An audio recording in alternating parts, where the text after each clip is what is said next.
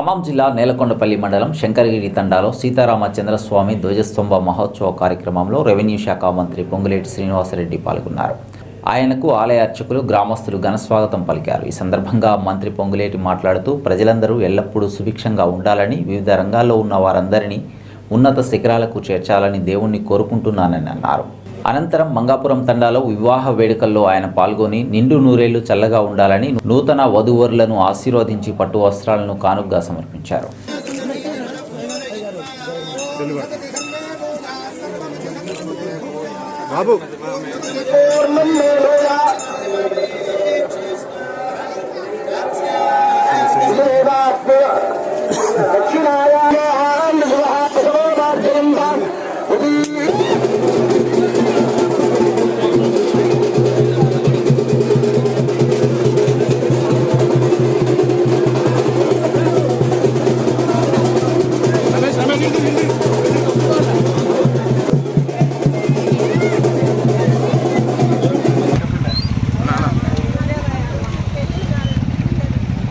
కొంచెం అమ్మా నువ్వు కూడా అవుతాను ఒక క్లారిటీ లేకపోతే ఆ డిజైన్ వస్తే మీ దగ్గర మీతో ఇంత పోతుంది అని చెప్పగలరు.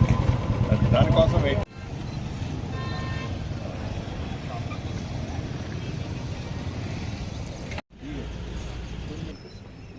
సార్ మీరు పేపర్ వెరిఫై చేసుకోండి, క్యాలిక్యులేషన్ వర్కౌట్ అవుతుంది అనుకుంటే పైప్ లైన్ అవాయిడ్ చేసేసి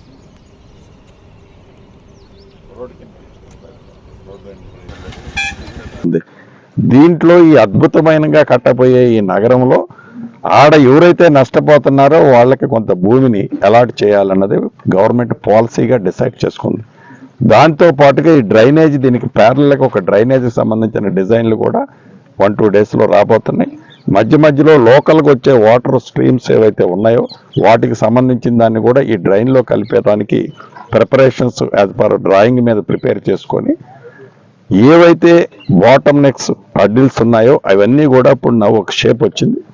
ఇక నుంచి ఇది వర్కింగ్ సీజన్ కాబట్టి అధికారులందరినీ కూడా అలర్ట్ చేయడానికి, ఏదైతే క్వాలిటీ ఆఫ్ వర్క్ కూడా ఎలా జరుగుతుంది అనేది కూడా చెక్ చేయడానికి నేను గౌరవ కలెక్టర్ గారు పొద్దున్నే 5:45కే ఇలా గ్రౌండ్ మీదకి వచ్చి ఒకసారి చూసి అధికారిని అలర్ట్ చేసి, స్థానిక ప్రజలు కూడా చిన్న చిన్న కోరికలు కోరుతున్నారు.